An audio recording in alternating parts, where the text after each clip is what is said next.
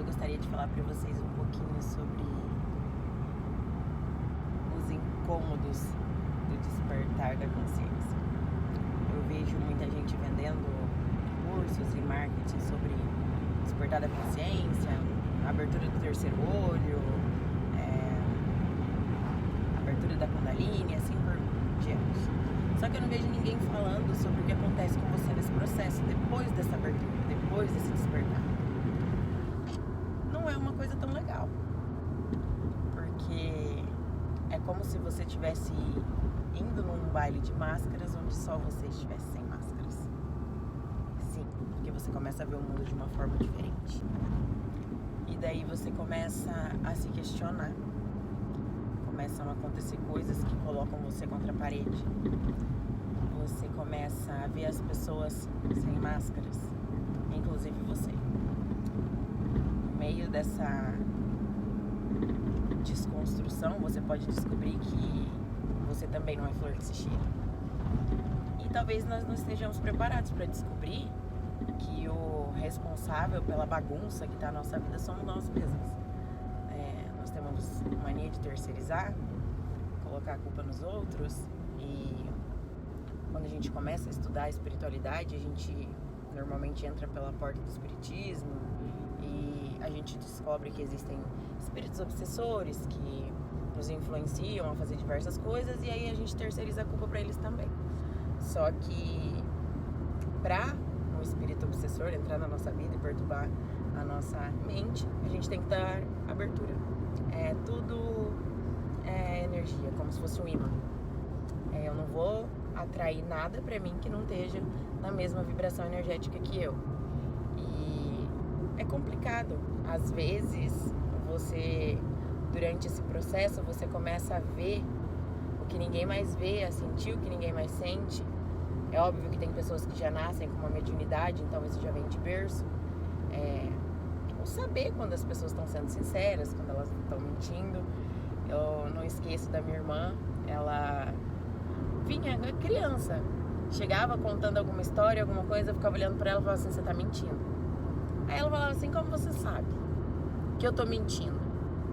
Eu falava assim: eu não sei, eu só sei que você tá mentindo. Aí ela falava assim pra mim: alguma coisa que eu faço com o olho, com a boca, como que você sabe que eu tô mentindo? Eu falava: eu não sei, Camila, eu sei que você tá mentindo. Então isso a gente já nasce. É óbvio que com o passar do tempo e os estudos que você vai fazendo, você pode ampliar isso.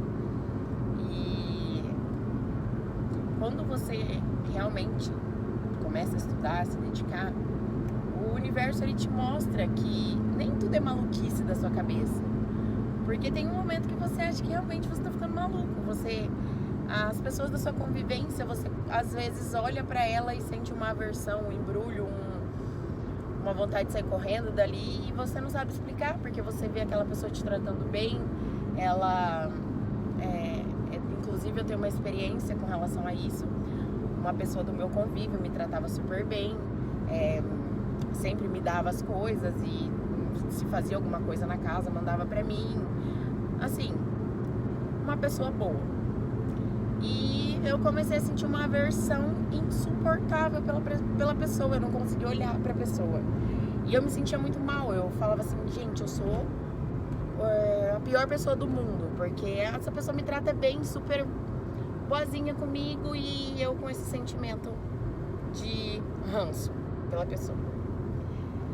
Passado alguns dias, eu descobri que a pessoa, até então que eu pensava ser uma pessoa boa, que gostava de mim, não era bem assim. Era boazinha na minha frente, mas nas minhas costas destilava seu veneno.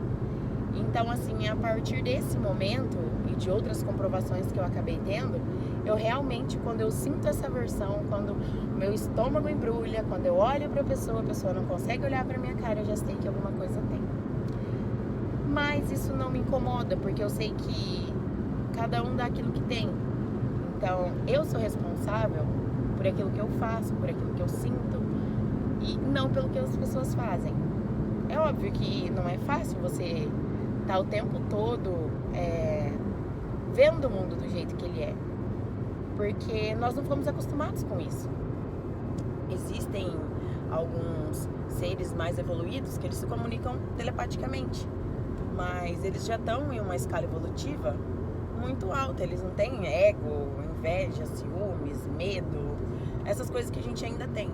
Então, assim, antes de entrar dentro de um processo de evolução, de despertar, de não sei o quê, tenta se conhecer primeiro, tenta fazer um autoconhecimento, uma reforma íntima, algo que te fortaleça, porque eu acho muito arriscado entrar direto assim num mundo onde existe tanta coisa para ser escondido e você começar a ver além das entrelinhas. Hoje em dia eu já sei que existem algumas técnicas pra gente bloquear isso e impedir que a gente entre no campo energético das pessoas, para que isso não prejudique a gente também, porque isso demanda muita energia, você fica meio que esgotado. Mas foi muito difícil até eu chegar nesse ponto de descobrir que existe algo que impossibilite isso. Então, durante um bom tempo eu me senti esgotada perto de muitas pessoas. Eu preferia ficar isolada ao invés de estar me desgastando com esses processos energéticos.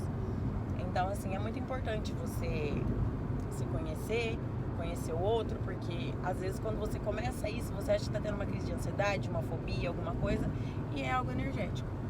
Então, existem algumas técnicas que você pode aplicar para que você bloqueie isso quando começa a acontecer. Você fecha o seu campo energético e evita de ter desgostos e se chatear com coisas que você não pode resolver.